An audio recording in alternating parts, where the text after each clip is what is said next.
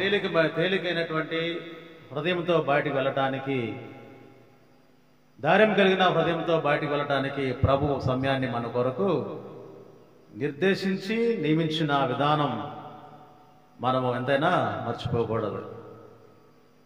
బరువుగా వచ్చి తేలిగ్గా వెళ్ళాలి. మన యొక్క ఆత్మీయ స్థితిని మనం బలపరుచుకుంటూ ఆ దేవుడు మనకిచ్చినటువంటి ధన్యకరమైన సమయము, పరిశుద్ధమైనటువంటి స్థలము, దేవుని మనస్సుతో, దేవుని మహిమతో, దేవుని వెలుగుతో నిండమైనటువంటి స్థలములో మనం ఉన్నాము అనేటువంటి దానిని మనం జ్ఞాపం చేసుకుంటూ నీ భారాన్ని తేలికగా, నెమ్మది గల, ఆదరణ గల, గుండె నిబ్బరము గల మానవులుగా మనము మనుషులుగా బయటకు వెళ్ళేందుకు దేవుడు మార్గాన్ని సరళం చేశాడు మన పక్షాన. ఈ దినాన మరి 4 లేఖన భాగాలు మనం చదువుగా విన్నాము. ఈ 4 లేఖన భాగాల నుండి మన కొరకు ఇవ్వబడినటువంటి అంశము ప్రత్యేకించి విద్యార్థుల కొరకు ఈ యొక్క లేఖన భాగాలు మనకు అందించడం జరిగింది. అంశం ఏమిటంటే యెహోవాయందు భయభక్తులు కలిగి ఉండుట జ్ఞానము, జ్ఞానమునకు మూలం. అది మనం అనేక సార్లు దేవుని వాక్యము ఉంటున్నటువంటి మనము బాగా తెలిసినటువంటి మాట. యెహోవాయందు భయభక్తులు కలిగి ఉండుట జ్ఞానమునకు మూలం. ఈ జ్ఞానం అనేటువంటిది అవసరం. అన్మ్యారీడ్ ఉంటే వివాహం కొరకు ఎదురు చూస్తున్న వాళ్ళకి వివాహము అనేటువంటిది అవసరం. ఉద్యోగం కొరకు ఎదురు చూసే వారికి ఉద్యోగం అనేటువంటిది అవసరం. జ్వరంతోనో ఏ వ్యాధితోనో బాధపడుతున్న వారికి స్వస్థత అనేటువంటిది అవసరం. ఇంకా అనేకమైనటువంటి అక్కర్లు, అనేకమైన కొదువలు ఉన్నటువంటి వారికి ఏదైతే వారు ఎదురు చూస్తున్నారో అది వారికి అందించినప్పుడు వారికి అది పరిపూర్ణమవుతుంది, వారికి అవసరత తీర్చబడటం అవుతుంది. విద్యార్థులకు ఏంటి అవసరం అని మనం ఆలోచన చేస్తే విద్యార్థులకు జ్ఞానం అవసరం. విద్యార్థికి జ్ఞానం ఎంతో అవసరం. ఈ జూన్ మాసము ఈ మొదటి ఆదివారమున ప్రతి సంవత్సరము కూడా విద్యార్థుల ఆదివారముగా చెప్పబడుతుంది, పరిగణించబడుతూ ఉన్నది. ఎందుకోసమంటే ఈ నెల ప్రారంభంలో ఈ హైయర్ క్లాసెస్కి వెళ్తారు విద్యార్థులందరూ కూడా. పై తరగతులకు వెళ్ళనన్నారు. కొత్త పుస్తకాలు, కొత్త యూనిఫామ్స్, టెక్స్ట్ బుక్స్ అన్నీ కూడా న్యూ విద్యార్థులు సిద్ధపడతా ఉంటారు. కాలేజెస్కి వెళ్ళేవాళ్ళు, స్కూల్స్లో జాయిన్ అయ్యేవారు, స్కూల్లో పై క్లాస్కి వెళ్ళేవాళ్ళు. తల్లిదండ్రులకు సంతోషం, కుమారుడు 5వ క్లాస్కి వెళ్తా ఉన్నాడు, 6వ తరగతిలో వాడు 7వ తరగతికి వెళ్తాడు, సంతోషం. 8లో ఉన్నటువంటి ఆ పాప 9లోకి వెళ్తుంది, సంతోషం. తల్లిదండ్రులు సంతోషిస్తూ ఉంటారు, ఎన్నో ఆశలు వారిపైన పెట్టుకుంటా ఉంటారు. అదే టైంలో పిల్లలు కూడా సంతోషిస్తూ ఉంటారు. New class, new school, new college, new place అన్నీ కూడా. కాబట్టి ఈ మొదటి ఆదివారం ఈ చర్చ్ ఆఫ్ సౌత్ ఇండియా విద్యార్థుల కొరకు ప్రార్థించడానికి, విద్యార్థులకు ఆశీర్వాదకరమైన భవిష్యత్తు ఇచ్చేందుకై కొన్ని ఆలోచనలు, దేవుని వాక్యము నుండి సంఘానికి, ప్రత్యేకించి విద్యార్థుల యొక్క తల్లిదండ్రులకు ఇవ్వటం అనేటువంటిది కొన్ని సంవత్సరాల నుండి కూడా మనం చూస్తూ ఉన్నాం. యెహోవాయందు భయభక్తులు కలిగిట జ్ఞానమునకు మూలం. ఆ యొక్క జ్ఞానం అనేటువంటిది బిడ్డలకు ఇచ్చినప్పుడు, అందించినప్పుడు ఎవరి యొక్క జ్ఞానము వారికే ప్రయోజనం. వారి యొక్క జ్ఞానాన్ని బట్టి మంచి మార్కులు వారు పొందుతారు. ఆ పొందిన మార్కులను బట్టి రావాల్సినటువంటి, ఆశించినటువంటి ఆ సీట్ కానీ, ఆశించినటువంటి ఉద్యోగం కానీ అవన్నీ కూడా మనకు వస్తాయి. ఆ జ్ఞానం అనేటువంటిది లేకపోతే వాళ్ళు ఎక్కడున్న వాళ్ళు అక్కడే ఉండిపోతారు. కానీ పైకి అనేటువంటిది ఎదగరు. దేవుని యొక్క వాగ్దానం బిడ్డల పట్ల మిమ్ములను తలగా ఉంచుతాను కానీ, తలగా నిమిచుతాను కానీ తోకగా మాత్రము కాదు అని ప్రభు అయినటువంటి దేవుని యొక్క వాగ్దానం మన బిడ్డల పైన ఉన్నది, మన బిడ్డల పక్షాన ఉన్నది.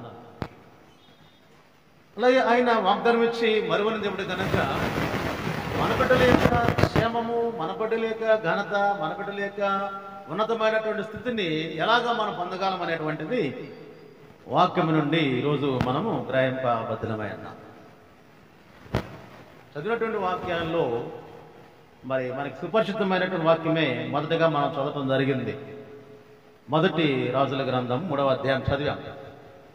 ఆ యొక్క వాక్యము, ఆ లెసన్ నుండి ఏంటయ్యా మనం గ్రహించేది అంటే, మన పేరెంట్స్గా తల్లిదండ్రులకు, సంఘముగా సంఘానికి ఇస్తున్నటువంటి దేవుని యొక్క సలహా, దేవుని యొక్క సూచన, దేవుని యొక్క ఆజ్ఞ ఏదైనా కావచ్చు, దేవుని యందు మన బిడ్డలను పెంచాలి.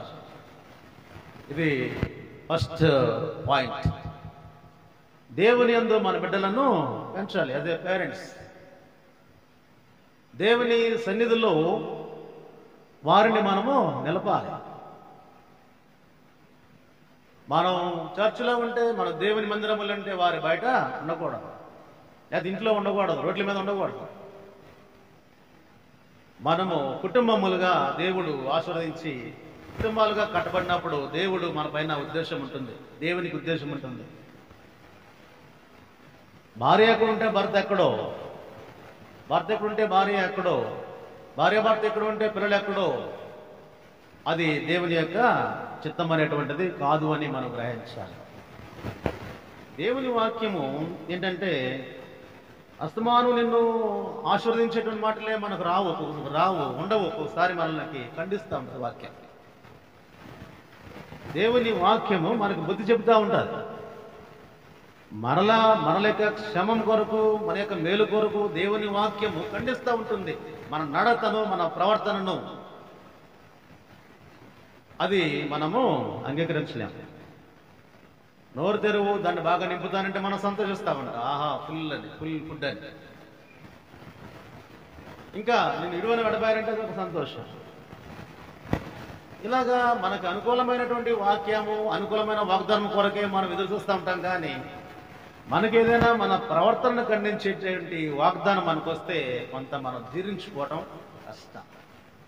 లేకపోతే ఈ వేదిక నుండి, ప్రసంగ వేదిక నుండి కూడా ఏదైనా మనకు ఆ తాకితే ఆ మాట ఖండించడం కానీ, ఏదైనా గుచ్చుకునే మాట అనుకుంటాం మనం, కానీ గుచ్చుకోదు. దేవుని వాక్యం బుద్ధి చెప్తుంది, కానీ గుచ్చుకొని బ్రతిమాలుతుంది దేవుని వాక్యం. ఎక్కడున్నా కూడా ఏదైనా వస్తే, అయ్యగారు నా గురించి చెప్పారు, లేకపోతే మా అమ్మాయి గురించి, మా అబ్బాయి గురించి చెప్పారనే ఆలోచనలో కూడా కొంతమంది ఉంటారు. దేవుని యందు మనం మన బిడ్డలని పెంచాలి. ఎంతైనా దేవుని యొక్క వాక్యం. అదే చూడండి, మొదటి రాజులు 3:5 చూస్తే 5వ వచనం, గిబియోనులో యెహోవా రాత్రి వేళ స్వప్నమందు సొలొమోనుకు ప్రత్యక్షమై, దేనిచ్చుట నీకు ఇష్టమో దానిని అడుగుమని సెలవేగా. చాలా ఇది మనం చూస్తున్నామని నేను అనుకుంటున్నా. ఈ దేవుని వాక్యాన్ని అందరూ కూడా, దేవుని వాక్యం అందరి దగ్గర ఉన్నప్పుడు దీన్ని మనం చూడాలి, వీలైతే దాన్ని అండర్లైన్ చేయాలి. సాక్షాత్తు దేవుని ప్రత్యక్షతలు అరుదైనటువంటి ఆ కాలం, దేవుని ప్రత్యక్షతలు అరుదుగా లభిస్తున్నటువంటి కాలం, దేవుడు సొలొమోనుతో మాట్లాడుట అనేటువంటిది అక్కడ గ్రహించాలి. సొలొమోనుతో దేవుడు మాట్లాడుతూ, నేను నీకు ఇష్టమైనది ఏదో కోరుకో, నేను అడుగుతున్నాను, నీకు ఇస్తాను, నేను నీకు ఇష్టమైనది ఏదో, నీకు ఇష్టమైనది అడుగు, దానిని నేను నీకు ఇస్తా. దేవుడు ఎప్పుడు పడితే అప్పుడు, ఎక్కడ పడితే అక్కడ, ఎవరితో పడితే వారితో మాట్లాడలేదు, సంభాషించలేదు. ఆ దినాలలో ఆయన ఎంపిక చేసుకొని, అంటే వారిని కొద్ది మందిని చూజ్ చేసుకొని అనేక మందిలో ఎంపిక. అబ్రహాముతోనే దేవుడు మాట్లాడాడు ఆ రోజున స్నేహితుని వలె. అబ్రహాము దేవుడు అబ్రహాముతో మాట్లాడారు స్నేహితుని వలె సంభాషించేటువంటి వారు. Greatness of Abraham. ఎందుకంటే దానికి అబ్రహాం అనే దేవుడు ఎంపిక చేసుకుంటలో అబ్రహాం యొక్క భయభక్తులు గల జీవితం అనేటువంటిది ఉన్నది. అది మనకు తెలుసు, అనేక మార్లు మనము ధ్యానించాం. దేవుడు అనేక మందిలో ఎంపిక చేసుకుని మోషేతో మాత్రమే దేవుడు మాట్లాడాడు ఆ రోజున. God chosen Moses. మోషేతో కూడా ఒక స్నేహితుని వల్లనే మాట్లాడేవాడు దేవుడు. మోషేతో స్నేహితుని వల్లే, అలాగే మోషే కూడా దేవునితో మాట్లాడేవాడు స్నేహితుని వల్లే. సంభాషణ, ఇంటరాక్షన్, ఆ డైలాగ్స్ అనేటువంటివి వారికి దేవుడు వారితో మాట్లాడటం అనేటువంటి దాన్ని ఎంపిక చేసుకున్నటువంటి బిడ్డలలోనే ఆ యొక్క విషయాలు మనం గ్రహిస్తూ ఉన్నాం. ఈరోజు సొలొమోనుతో దేవుడు మాట్లాడుతున్నాడు. ఏది ఇష్టమో అది నువ్వు అడుగు, నేను నీకు ఇస్తానని చెప్పాడు. నీకేది ఇష్టమో అది అడుగు. ఆయన ఎంపిక కొరకై ఎన్నుకొండ కొరకై ఆయన చూస్ చేసుకోవడానికి మనం చదివినటువంటి కీర్తనల గ్రంథంలో 14వ కీర్తన 2వ వచనం చూస్తే, 2వ వచనం, వివేకము కలిగి దేవుని వెదకువారు కలరేమో అని యెహోవా ఆకాశం నుండి చూచి నరులను పరిశీలించెను. ఈ ఒక్క 2 లైన్స్ లో చాలా పెద్ద అర్థం. ఆయన చూస్తా ఉన్నాడు, ఆకాశం నుండి చూస్తా ఉన్నాడు. ఎవరిని చూస్తా ఉన్నాడు? వివేకము కలిగి దేవుని వెదకువారు కలరేమో అంటే, చూసారా, ఉన్నారేమో. ఎవరు వాళ్ళు? వివేకము కలిగి దేవుని వెదకే వారు కలరేమో అని ఆకాశం నుండి ఆయన నరులను పరిశీలిస్తూ ఉన్నాడు. చూడటం వేరు, పరిశీలించటం వేరు. ఆయన పరిశీలిస్తూ ఉన్నాడు. నేను మిమ్మల్ని చూస్తూ ఉన్నాను, మీరు నన్ను చూస్తూ ఉన్నారు. నేను మిమ్మల్ని పైరూపం చూడగలను, మీరు నా పైరూపం చూడగలరు. నా మనసులో ఏముందో మీ పట్ల మీరు గ్రహించలేరు, మీ మనసులో ఏముందో నా పట్ల నేను కూడా గ్రహించలేను. పరిశీలన చేయలేను మిమ్మల్ని. పరిశీలన అంటే అంతరంగమును కూడా చూడాలి. చూడటానికి పరిశీలన చేయడానికి చాలా వ్యత్యాసం ఉన్నది. డాక్టర్ గారి దగ్గరికి వెళ్తాం, చూస్తాడు, పైరూపాన్ని చూస్తాడు. ఏమైనా ఇంకా లోపల తేడా ఉందా, లోపల ఎలా ఉంది అనేది తెలుసుకోవటం ఆయనకి కష్టతరం. నువ్వు చెప్పినంత మాత్రాన గ్రహించలేదు. స్కానింగ్ రాస్తాడు, చాలా రకాల స్కానింగ్లు వచ్చాయి. డాక్టర్ గారి దగ్గర మీద స్కానింగ్ రాస్తే స్కానింగ్లో ఏంటి లోపల ఎంత లోపలైనా సరే ఏముంది, చెడుందా మంచి ఉందా అనేటువంటిది రిపోర్ట్ ఇస్తారు. అవునా కదా? దేవుని స్తోత్రం. స్కానింగ్లో తెలిసిపోతుంది లోపల ఏ అవయవం సరిగా లేదు, ఏ అవయవం బాగుంది, ఏ అవయవం సరిగా పనిచేయట్లేదు, ఏంటి ప్రాబ్లం అనేటువంటిది తెలియాలి అంటే స్కాన్ చేయాలి. ఆ స్కాన్ అనేటువంటిది నిన్ను పరిశీలిస్తుంది, లోపల అంతరంగమును పరిశీలిస్తుంది. టాప్ టు బాటమ్, నడినెత్త నుండి అరకాల వరకు కూడా పరిశీలన. ఏ నరము ఎంత సన్నగా ఉన్నా సరే ఆ రేగుల్లో ఏముంది, కిడ్నీలో ఏముంది, లివర్లో ఏముంది కదా, ఎలా పనిచేస్తున్నాయి అనేటువంటిది, బ్రెయిన్లో ఏముంది, మొత్తం పరిశీలన చేసి ఒక రిపోర్ట్ ఇస్తారు. దేవుడు కూడా చూడటం కాదు కానీ ఆయన ఏం చేస్తున్నాడు?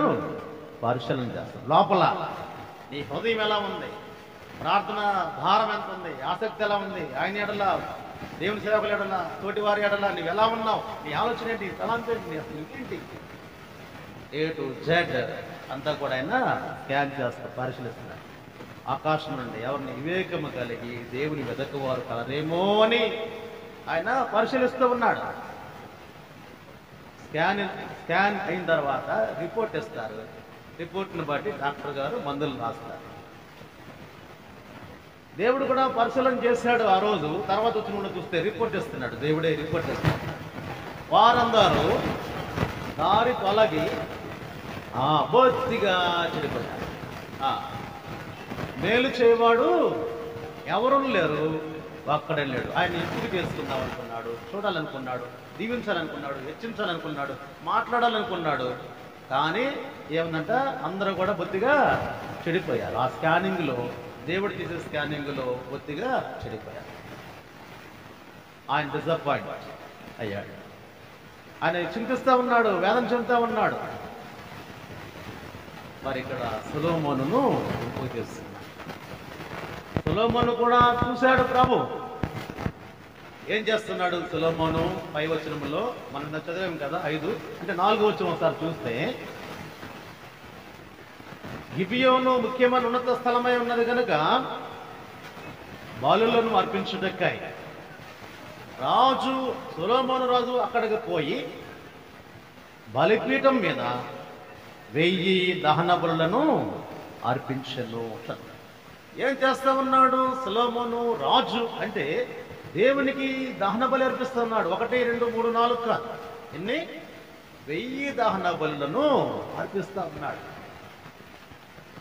దేవుని యందు భయభక్తులు కలిగినటువంటి వాడుగా ఉన్నాడు సొలొమోను రాజు. దేవుని యందు ప్రేమ కలిగిన వాడుగా ఉన్నాడు సొలొమోను రాజు.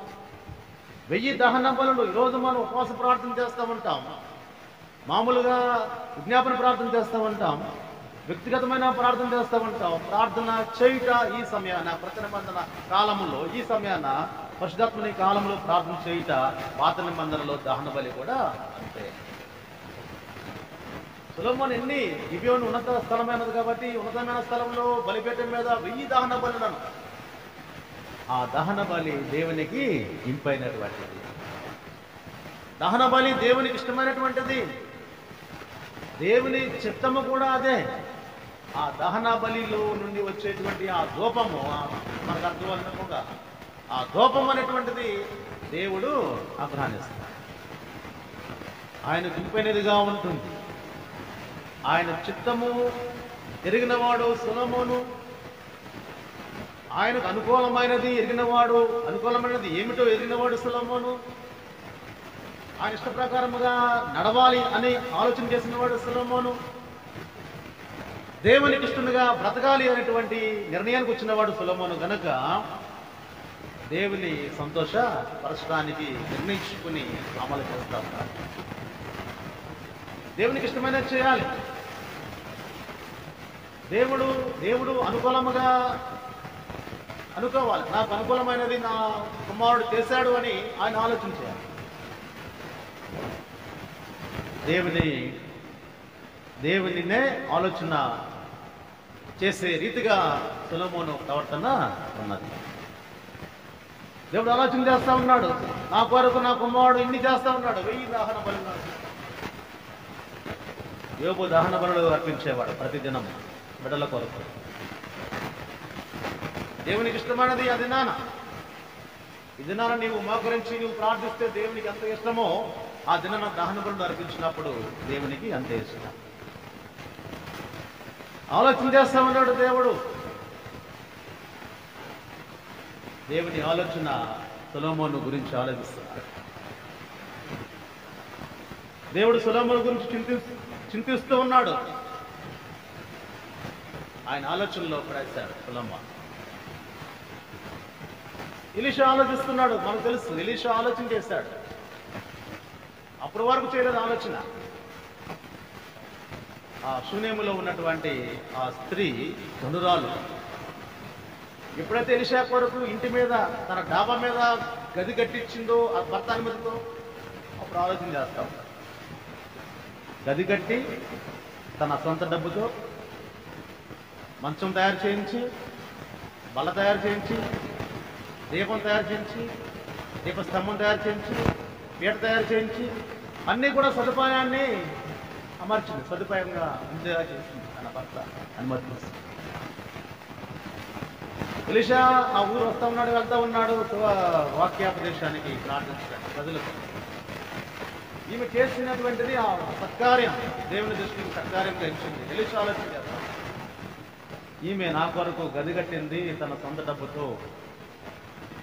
ఆమె అది చేయనంత వరకు ఎలీషా ఆలోచన చేస్తాడో లేదో తెలియదు, కానీ మనకు ఈ గది కట్టిన తర్వాత మాత్రము ఆమె కొరకు ఆలోచన చేస్తా ఉన్నాడు. ఆలోచనలో పడ్డాడు, ఆమెకి ఏమి చేయాలి, నా కొరకు ఈ గది నిర్మించింది, ఆమె కొరకు నేనేమి చేయాలి అనేటువంటి ఆలోచన ఎలీషా కలిగి ఉన్నాడు. అప్పటి వరకు ఆయన ఆలోచించలేదు, కానీ ఆమె కొదువు ఏమిటో, ఆమెకున్నటువంటి కొదువ ఏమిటో తీర్చాలి, ఆమెకున్నటువంటి కొదువ ఏంటో కొరత ఏంటో కనుక్కో అక్కడున్న పరిచారకుడికి చెప్తాడు. పరిచారకుడు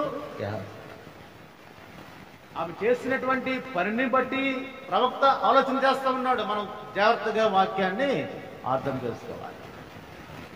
ఆమె చూపిన భయభక్తులను బట్టి, తన ఆసక్తిని బట్టి ఎలీషా ఆలోచనలో పడ్డాడు. ఏంటి చేయాలి, ఆమెకి ఏదైనా చేయాలి, ఎందుకంటే నా కోసం చేసింది. అలాగే సొలొమోను ఇంతగా చేస్తూ ఉన్నాడు. ఏం చేయాలి అనే ఆలోచన దేవుడు కలిగి ఉంటాడు. ఆయన ఆలోచన కలిగి కనిపించాడు దర్శనంలో. నీకు ఇష్టమైనది ఏదో అడుగు, నీకు ఇష్టమైనది ఏదో అడుగు. నీవైనా నేనైనా దేవుని కొరకు చేస్తూ ఉన్నప్పుడు, దేవుని కొరకు మనము నిలిచినప్పుడు నీ గురించి అయినా ఆలోచన చేస్తాడు, నా గురించి అయినా ఆలోచన చేస్తాడు. నీ పనిని విస్మరించే దేవుడు కాడు. దేవుని కొరకై నీవేమైతే చేస్తూ ఉన్నావో దానిని ఆ ప్రభువారు ఆయన గుర్తించి నీ కొరకు కార్యాన్ని జరపటానికి ఆయన త్వరపడతాడని లేఖన భాగాలు చదివిస్తూ ఉన్నాయి. సొలొమోను దర్శించి నీకేమి కావాలి, సొలొమోను దర్శించి నీకేమి కావాలంటే ఒక ప్రశ్న, నీకేం కావాలో కోరుకో, నీకు ఇస్తానని దేవుడే సాక్షాత్తు తలవిస్తున్నటువంటి మాట. దీనికి కారణాలు ఉన్నాయి. ప్రభు ఈ సొలొమోనునే ఎందుకు అడగాల్సినటువంటి పరిస్థితి వచ్చిందో కూడా కారణం ఉంది. సొలొమోను తండ్రి ఎవరు అమ్మా? సొలొమోను తండ్రి దావీదు. అక్కడి నుండి మనం రావాలి. నేను ఫస్ట్ పాయింట్గా చెప్పాను, దేవుని యందు మన బిడ్డలను పెంచాలి. దేవుని యందు మన బిడ్డలను పెంచాలి. సంఘపు బిడ్డలను దేవుని యందు పెంచాలి, మన సొంత బిడ్డలను దేవుని యందు పెంచాలి. దావీదు సొలొమోనును దేవుని యందు పెంచాలి. దావీదు తండ్రిగా దేవుని ఆజ్ఞ పొందాడు. దేవుని ఆజ్ఞ ఇశ్రాయేలు తల్లిదండ్రుల పైన ఉన్నది. దేవుని ఆజ్ఞ ఇశ్రాయేలు తల్లిదండ్రుల పైన ఏంటి? ద్వితీయోపదేశకాండం 6-7 వచనం చూస్తే, 6వ అధ్యాయంలో 7వ వచనం చూస్తే దైవాజ్ఞ ఉంటుంది ఇశ్రాయేలు తల్లిదండ్రులకు. నీవు నీ కుమారులకు వాటిని అభ్యసింపచేసి నీ ఇంట కూర్చుంటున్నప్పుడు, త్రోవ నడుచున్నప్పుడు, పండుకున్నప్పుడును, లేచున్నప్పుడును వాటిని గూర్చి మాట్లాడవలను. సూచనగా వాటిని నీ చేతికి కట్టుకొనవలను. అవి నీ కన్నుల నడుమ భాస్కము వలె ఉండవలను. చాలా ఇది ఆజ్ఞ, దైవాజ్ఞ ఇశ్రాయేలు తల్లిదండ్రులకు. దైవాజ్ఞ. ఈరోజు తల్లిదండ్రులకు దైవ ఆజ్ఞ ఏంటయ్యా అంటే నీ కుమారులకు వాటిని అభ్యసింపచేయాలి. ఎప్పుడు? త్రావలో నడిచినప్పుడట, కూర్చున్నప్పుడట, లేచినప్పుడల్లా, నడిచినప్పుడల్లా కూడా అన్ని వేళలా కూడా నీ బిడ్డలకు ఏంటయ్యా అందించాల్సింది నీ బాధ్యత. బిడ్డలకు దేవుని యొక్క మాటలు, దేవుని వాక్యం, దేవుని పాట పిల్లలకు చెప్పాలి కదా. వచ్చినటువంటి వారు అంటే మనకి పాట వస్తే పిల్లలకు పాట నేర్పించగలం. మనకి వాక్యం వస్తే బిడ్డలకి వాక్యము చెప్పగలం. దేవునిలో మనమంటే వారిని దేవునిలో పెంచగలం కదా. ఇశ్రాయేలు తల్లిదండ్రులకు దేవుడు ఇచ్చిన దైవాజ్ఞ ఏంటయ్యా అంటే ఈ బిడ్డలకు వాటిని చేతికి కట్టుకోవాలట, నుదుట రాసుమలే. అంటే వాక్యమును పిల్లలకు నిత్యము కూడా చెప్తూనే ఉండాలి. వాటిని అభ్యసింప చేయాలి. దావీదు ఉన్నాడు దేవుని ఆజ్ఞ. దైవాగ్ని ఇశ్రాయేలు తల్లిదండ్రులపైన యూదా తల్లిదండ్రులపైన ఉన్నప్పుడు వారు గ్రహించారు, దావీదు కూడా గ్రహించాడు, నా కుమారుణ్ణి దేవుని వాక్యముతో బలపరచాలని గ్రహించాడు, దేవుని వాక్యంలో పెంచాలని గ్రహించాడు కదండి. మొదటి రాజుల గ్రంథం 2వ అధ్యాయం 1-2 వచనాలు. మరణకాలము సమీపింపగా అతడు తన కుమారుడైన సొలొమోనుకు ఎలాగూ ఆజ్ఞ ఇచ్చెను. చూడాలి, దేవుని వాక్యంలో చూడాలి. లోకులందరూ పోవలసిన మార్గమున నేను పోవుచున్నాను, కాబట్టి నీవు ధైర్యం తెచ్చుకొని నిబ్బరము కలిగి అప్పగించిన దానిని కాపాడి ఆయన మార్గం అనుసరించిన యెడల నీవు ఏ పని పూనుకొనినను ఎక్కడ తిరిగినను అన్నిటిలో వేగముగా నడుచుకుందువు. ధర్మశాస్త్రములో వ్రాయబడి ఉన్న దేవుని కట్టడలను ఆయన నియమించిన ధర్మంతటిని న్యాయ విధులను శాసనములను గాయకొనము ఆజ్ఞాపించాడు. దేవుని నుండి దావీదు ఆజ్ఞ పొందాడు, నీ కుమారులకు వాటిని అభ్యసింపజేయాలయ్యా అని చెప్పాడు. దావీదు కుమారుని కూర్చోబెట్టి ఏం చెప్తున్నాడు? నీ దేవుడిన యెహోవా అప్పగించిన దానిని కాపాడాలి, ఆయన మార్గములను అనుసరించాలి, అనుసరించిన ఏ పని తలపెట్టినాను, ఏ పనికి పూనుకొనినను, నువ్వు ఎటు తిరిగినాను, ఎక్కడికి వెళ్ళానో కూడా నీవు వేగముగా అన్నిటిలో నడుచుకుందువు. కాబట్టి శాసనములను ఆ ధర్మమును ఆయన నియమించిన ఆజ్ఞలను అనుసరించాలి సొలొమోను నా కుమారుడు అని దావీదు సొలొమోనుకు బోధించాడు. ఆజ్ఞలను గైకొను. దేవుని ఆజ్ఞ నీ బిడ్డలను దేవుని ఎందుకు పెంచాలి అయ్యా అని చెప్పినప్పుడు దావీదు పూనుకొని ఉన్నాడు. సొలొమోనును దేవుని మార్గం నడిపించడానికి తానైతే మాట్లాడాడు, బోధించాడు కదండి. దావీదు రాజు, సొలొమోను రాజుకి వాక్యాన్ని బోధిస్తూ ఉన్నాడు. దేవుని వాక్య సంకల్పం ఈరోజున నీకు నాకు ఆయన ఆజ్ఞ నీ వద్దకు వస్తున్నప్పుడు నీ బిడ్డలైన వారికి ఏంటి నువ్వు సెలవిచ్చేది, నీ బిడ్డలైన వారికి నువ్వేంటి చేసేది, నీ బిడ్డలైన వారిని దేవుళ్ళు పెంచేది దిశగా నువ్వేమి ఆలోచన నువ్వైతే చేస్తూ ఉన్నావు కదా. సొలొమోను కూడా ఆలకించాడు కనుక అంటాడు. ఈ సామెతల గ్రంథం చూస్తే 23వ అధ్యాయంలో సామెతలు 23-22 చూస్తే సొలొమోను కూడా చూస్తూ ఉన్నాడు. ఏమంటున్నాడు 23-22 నిన్ను కనిన నీ తండ్రి ఉపదేశమును అంగీకరించు, నీ తల్లి ముదిమియందు ఆమెను నిర్లక్ష్యము చేయకము. చాలా సొలొమోను కూడా గ్రహించినటువంటి ఆ గ్రహింపు, దేవుని ఆజ్ఞలను తండ్రి ద్వారా మనసులో పెట్టుకొని దేవుని ప్రేమించిన వాడుగా ఉండి దహన బలులను సమర్పించేవాడిగా ఉండి దేవుని దర్శనాన్ని పొందువాడిగా ఉన్నాడు అంటే అర్థము ఇదే. అంటాడు కదా, నిన్ను కనిన తండ్రి యొక్క ఉపదేశమును నీవు అంగీకరించు. ఆ తండ్రి ఉపదేశం అంగీకరించు. తల్లిని ఏమన్నాడు? నీ తల్లి ముదిమియందు ఆమె నిర్లక్ష్యము చేయకము. దేవుని ఆజ్ఞలు నీతిగా పాటించడం ద్వారా తాను ఈ రోజున చెప్పగలిగిన స్థితిలో, చెప్పగలిగిన స్థాయిలో దేవుడు అత్యధికమైన జ్ఞానముతో నింపాడు కదా. అత్యధికమైన జ్ఞానముతో నింపాడు. తండ్రి ఆజ్ఞను ఉపదేశమును అంగీకరించిన వానిగా సొలొమోను ఉన్నాడు కనుక దేవుడు ఆయన దర్శిస్తున్నాడు. ఏమి కావాలో అడుగు, నీకు ఇష్టమైనది ఏదో అడుగు అంటే అడిగాడు కదా. ఏమడిగాడు? నాకు జ్ఞానం కావాలి, ప్రజలందరినీ కూడా పాలించడానికి నాకు సింహాసనం అనుగ్రహించావు కనుక నేను వారిని పాలించడానికి, వారికి క్షేమంగా నేను వాళ్ళని ఏలడానికి నాకు జ్ఞానం ఇవ్వు. 10వ వచనం చూస్తే మొదటి రోజులు 3:10 సొలొమోను చేసిన మనవి ప్రభువునకు దేవునికి అనుకూలమాయను. చాలా నాకు జ్ఞానము ఇవ్వు అని సొలొమోను ప్రార్థిస్తే ఐశ్వర్యము వద్దు, ఘనత వద్దు, సంపద వద్దు, పేరు ప్రఖ్యాతులు వద్దు అని నాకు కేవలం జ్ఞానము చదువు జ్ఞానం ఇవ్వు అనేటువంటి ప్రార్థన ప్రభు నాకు అనుకూలమైన గనుక ఆ ప్రభువు ఆ యొక్క జ్ఞానమును తనకు అందించాడు. ప్రభు జ్ఞానమును ఇచ్చాడు, అపారమైన జ్ఞానమును ఇచ్చాడు. అప్పటి వరకు లేరు, తర్వాత లేరు అని దేవుని యొక్క మాటలు ఆ యొక్క అధ్యాయంలోనే మనమైతే చూడగలం. రెస్పాన్సిబిలిటీ ఆఫ్ ద పేరెంట్స్, దేవుని యందు బిడ్డలను పెంచాలి బాధ్యతను ఈ సమయాన జ్ఞాపకం చేస్తూ ఉన్నాడు.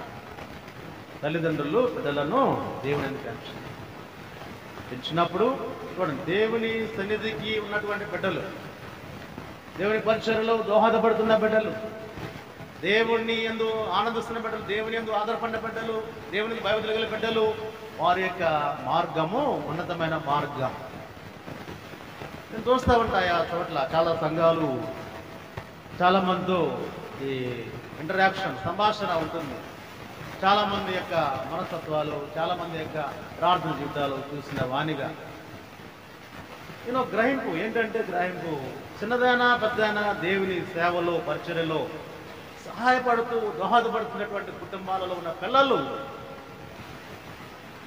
ఒక ఉన్నతమైన స్థితిలో ఉండుట నేను గమనిస్తూ ఉన్నాను. చర్చికి వెలుపల బయటనే ఉన్నటువంటి వారు వేరుగా ఉన్నట్లుగా నేనైతే గ్రహిస్తూ ఉన్నాను. ఏంటి సమస్య? ప్రధానమైనటువంటిది తల్లిదండ్రుల మీద ఆధారపడింది. పిల్లల భవిష్యత్తు ఎవరి మీద ఆధారపడిందంటే తల్లిదండ్రులు. ఆ తల్లిదండ్రులు అయినటువంటి వారు గ్రహించడానికి సంఘము ఈ రోజున వాక్యాన్ని మన కొరకు అందిస్తా ఉంది. బిడ్డలు పాడయ్యారు. ఏలి ప్రధాన యాజకుని యొక్క బిడ్డలు పాడయ్యారు. యాజకులకు ఉన్న వాళ్ళు పాడయ్యారు. దేవుడు సమూయేలుతో చెప్తాడు, ఏలి కుమారులు వారి కుటుంబాన్ని ఏ రీతిగా నాశనం అయిపోతున్నారో చెప్తాడు. ఏలి నీతిమంతుడు, ఏలి మంచి సేవకుడు, ఆశీర్వాదాన్ని ఎలా తీసుకున్నాడు, శాపాన్ని కూడా అదే రీతిగా తీసుకున్న గొప్ప వ్యక్తి ఏలి. మొదటి సమయంలో ఒక వచనం చూద్దాం. మొదటి సమయాలు గ్రంథము 3వ అధ్యాయము 13వ వచనం. మొదటి సమయాలు గ్రంథం 3. తన కుమారులు తమ్మును తాము శాపగ్రస్తులుగా చేసుకొనుచున్నారని తానెరిగియు వారిని అడ్డగించలేదు గనుక అతని ఇంటికి ముఖ్యమైన శిక్ష అతనికి తెలియజేయను. బిడ్డలు తమ శిక్ష మీదికి రప్పించుకుంటున్నారు శాపగ్రస్తులు. తెలిసి కూడా వెళ్ళి గద్దించలేదు. తండ్రిగా తన బాధ్యత అక్కడ సరిగా నివర్తించలేకపోయాడు. ఏమంటాడంటే తర్వాత నెలలో 18లోకి వెళ్ళేటప్పటికీ ఆయన అనుకున్నది జరగాలి, జరుగును కాక అంటాడంతే. తన బిడ్డలేక ఆశ. ఇద్దరు కూడా చనిపోవడం చూస్తాం. ఏలి కూడా చనిపోవడం చూస్తాం. కారణం తండ్రి తల్లి బాధ్యత బిడ్డల పట్ల వహించాల. శాపగ్రస్తమవుతున్నారు, దేవుని ఎరగని వారుగా ఉన్నారు, విపరీతమైన ప్రవర్తన ద్వారానే ఉంటున్నారు కనుక వారిని గద్దించలేక పోయారు.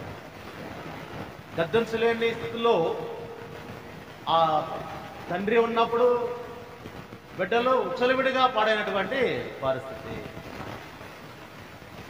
తల్లిదండ్రులు బిడ్డలను వెనకేసుకొస్తా ఉంటారు. నేను ఒక్కోసారి గద్దించాలంటే ఇక్కడ మన మైలవరం తెచ్చిన నేను గద్దించలేను. ఎందుకంటే తల్లిదండ్రులు కోపడతారు నా మీద. రియల్లీ నేను వాకి చూస్తుంటే బయట తిరుగుతుంటారు సండే స్కూల్ పిల్లలు. బయటే ఎవరిని అంటాం, ఎవరినంటే ఏ తల్లిదండ్రులు ఊరుకుంటారు నన్ను కదండి. నా కోపంతో ఒకసారి టీచర్స్ వచ్చి 10th అమ్మాయి పిల్లలు అంటారు. వాళ్ళని ఊరుకుంటారా? ఇది ఒకసారి వింటారు నా మాట, రెండోసారి వింటారు, మూడోసారి కదా. కొన్ని అలా ఉంటుంది మన పరిస్థితి. మన బిడ్డలను మన దగ్గర కూర్చోబెట్టుకోవాలంటే సండే స్కూల్లో ఉండాలి. 2 పాయింట్స్ చెప్తా. ఒకటి సండే స్కూల్, అదర్వైజ్ నీ పక్కన కూర్చోబెట్టుకోవాలి, మన పక్కన కూర్చోబెట్టుకోవాలి. అలాగా గద్దించలేని పరిస్థితులు కొన్ని మార్లు ఉంటాయి. ఎందుకంటే తక్కువ మందిలో ఎవరినైతే అంటామో వాళ్ళు ఈజీగా తెలిసిపోతారు. మా పిల్లే కనపడింది ఆయనకి, మా అబ్బాయే కనపడ్డాడు ఆయనకి, వాళ్ళ పని తిరుగుతున్నారు, వాళ్ళంతా వాళ్ళు ఎవరో కనపడేదంటే కదా. ఒకసారి చూసిన వాళ్ళని అంటామ్మా, తల్లిదండ్రులుగా నీ పాత్ర నా పాత్ర. వారమంతా మన ఇష్టం మన ఇంట్లో ఉన్నాం, స్కూల్కి వెళ్తాం, వస్తాం, ఇంట్లో పనులు చేసుకుంటాం, మంచిదే. కానీ ఆదివారం వచ్చేటప్పటికి ఒక క్రమశిక్షణ అనేటువంటిది ఇక్కడ దేవుని సన్నిధిలో మనం నేర్పాలి. దేవుని సన్నిధిలో నేర్పినప్పుడు వారికే ప్రయోజనం, వారికే మేలు. దేవుని యందు భయభక్తులు జ్ఞానానికి మూలం. ఆ జ్ఞానము నీకే నాకే కావాలి అంటే ఇక్కడ ఆధారపడాలి. పరీక్షలలో ప్రార్థన చేయాలి, పరీక్షల ప్రారంభానికి ప్రార్థన చేసుకోవాలి. కాలేజీకి వెళ్తున్నప్పుడు, స్కూల్కి వెళ్తున్నప్పుడు ప్రారంభంలో ప్రార్థన చేసుకోవాలి. అక్షరాభ్యాసము ప్రారంభిస్తున్నప్పుడు ప్రార్థన చేయించుకోవాలి. నాతో అని కాదు, దేవుని సేవకులతో కదా. ఎన్నో దేవునితో ముడిపడినటువంటి కుటుంబాలుగా మనం ఉంటా ఉన్నాం కాబట్టి దేవుని ప్రణాళికను నీవు భగ్నం చేయకూడదు, దానికి వ్యతిరేకంగా నీ ఇప్పుడు కూడా వెళ్ళకూడదు. దేవునికి వేరుగా ఉండి మనం ఏమాత్రం కూడా సాధించలేము. ఏంటి కష్టం? ఒక గంట సేపు అంటే ఏమి లేదు, ఒక గంట సేపే కదా. మనం ఆదివారం ఆరాధనలో వారానికి ఒక గంట, అదర్వైజ్ ఒక గంటన్నర. ముందు వస్తే గంటన్నర ఉంటారు, ఆఖరణ వస్తే ఒక గంట పావు గంట ఉండేవాళ్ళు కూడా ఉంటారు కదా. ఇది మనకు ఆశీర్వాదకరంగా ఉండాలి, మన యొక్క బిడ్డలకు ఆశీర్వాదకరంగా ఉండాలి. మైలవరం ప్లేస్ ఎంతో ఎన్నో విధాలుగా అనుకూలమైన, మనము అంత ఉన్నతముగా వెళ్ళాలో అంత ఉన్నతమైనగా వెళ్ళటానికి ఇక్కడ అనుకూలమైనటువంటి వనరులు ఉన్నాయి. దేవుని యొక్క కృప మైలవరం మీద ఉంది. దేవుని కృప మైలవరంలో ఉన్నదని నేను గ్రహించాయి. 2 yearsలో స్కూల్స్కి కొదువు లేదు, కాలేజీలకు కొదువు లేదు, ఇంజనీరింగ్ కాలేజీ కూడా ఉంది. దగ్గర 30-40 కిలోమీటర్లో మెడికల్ కాలేజీలు ఉన్నాయి, 30-40 కిలోమీటర్లు విజయవాడ పెద్ద కాలేజీలు ఉన్నాయి. గంట ప్రయాణం చేస్తే కాలేజీ బస్సులు వస్తూ ఉన్నాయి.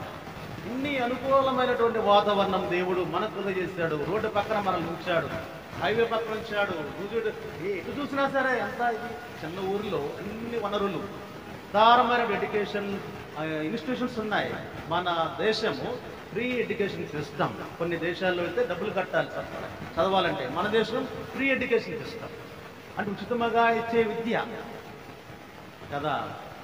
అన్ని వనరులు ఉన్నా కానీ ఎక్కడుంది మన అభివృద్ధి? మన బిడ్డల అభివృద్ధి ఎక్కడుంది? మనం ఎక్కడ అభివృద్ధి చెందాం? మనది ఆలోచన చేయాలి కదా. దేవుడు నీ కొరకు నా కొరకు ఏర్పాటు చేశాడు, ఆ వనరులను నీవు ఉపయోగించుకోవడం లేదేమో ఒకవేళ ఆలోచన చేసుకోవాలి. మనం నిజంగా ఇలాంటి అవకాశాలు లేని గ్రామాలు అనేకం ఈ రోజులు కూడా. చదువుకోవాలి అనుకున్నటువంటి వారికి చదువు అందంద్రాక్షగా ఉండిపోతుంది. రోజు చాలా పల్లెటూర్లు కూడా వెళ్ళా. ఇంతకు ముందు పనిచేసినటువంటి ప్లేసెస్లో స్కూళ్ళు లేని ఊర్లు కూడా ఉన్నాయి. మమ్మల్ని వెళ్ళాలంటే దిక్కు లేదు, స్కూల్ లేదు, ఎలా వెళ్ళాలని కదా. ఇన్ని అవకాశాలు, ప్లెంటీ అవకాశాలు, విలేజెస్ ఎన్నో అవకాశాలు దేవుడు మనకి ఇచ్చాడు. మన బిడ్డల ఉన్నతిని మనమే అడ్డుకుంటున్నామేమో ఒకసారి చూడాలి, ఆలోచన చేసుకోవాలి. మనం ఎందుకు అభివృద్ధి చెందలేకపోతున్నాం అన్ని విధాలుగా అనేటువంటిది కూడా చూడాలి. నేనేంటో దేవుని సేవకునిగా దేవుని దగ్గరగా ఉండాలి, దేవుని ప్రార్థించాలి నేను చెప్తాను అని అనుకుంటా. రియల్గా దేవునికి దగ్గరగా ఉండి చూడు, ఆయన ప్రేమను రుచి చూసి తెలుసుకో. ఎలాగా మనము మన కుటుంబము విస్తారంగా అభివృద్ధి చెందుతుంటాం. దేవుని సేవలో, దేవుని పరిచర్యలో, దేవుని పనిలో నిమగ్నమైనటువంటి వారిని ఎప్పుడు కూడా దేవుడు విడిచిపెట్టువాడు కాడు. సొలొమోను కదా ఎంత ఉన్నతమైన స్థితిలో దేవుడు నిలిపాడు అంటే తండ్రి ఉపదేశాన్ని అంగీకరించాడు.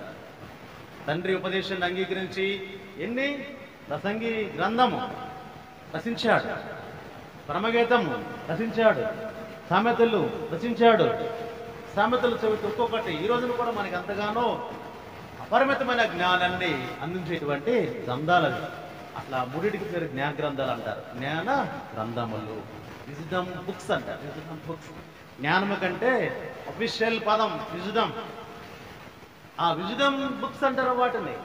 అంతగా దేవుడు తనని ఇచ్చి, తనను ప్రేమించి, జ్ఞానాన్నిచ్చి ఒక పరిపాలనాధ్యక్షుడిగా ఒక రాజ్యాన్ని అప్పగించినటువంటి తీరు మనం చూస్తూ ఉన్నాం. నీవు నేను ఈరోజున ఆలోచన చేసుకోవాలి అంటాడు పౌలు గారు కూడా. సమయాన్ని సద్వినియోగం చేసుకుని అజ్ఞానులే కాక జ్ఞానుల వలె సమయాన్ని కొనేకూడదట. కాబట్టి మనం ఉపయోగించుకుందాం, మన బిడ్డల ఉన్నతి కాంక్షిద్దాం. 5 క్లాసెస్కి వెళ్ళు విద్యార్థులందరికీ కూడా శుభాలు తెలియజేస్తూ ఉన్నా. వారికి ఆశీర్వాదకరమైన భవిష్యత్తు వారికి ప్రసాదించాలని కూడా కోరుతాం. ఆత్మదేవుడు మనందరికీ సహాయం చేయను గాక. చిన్న ప్రార్థన. దయగల మా ప్రభువా, పరిశుద్ధుడా, స్తోత్రములు నా తండ్రి.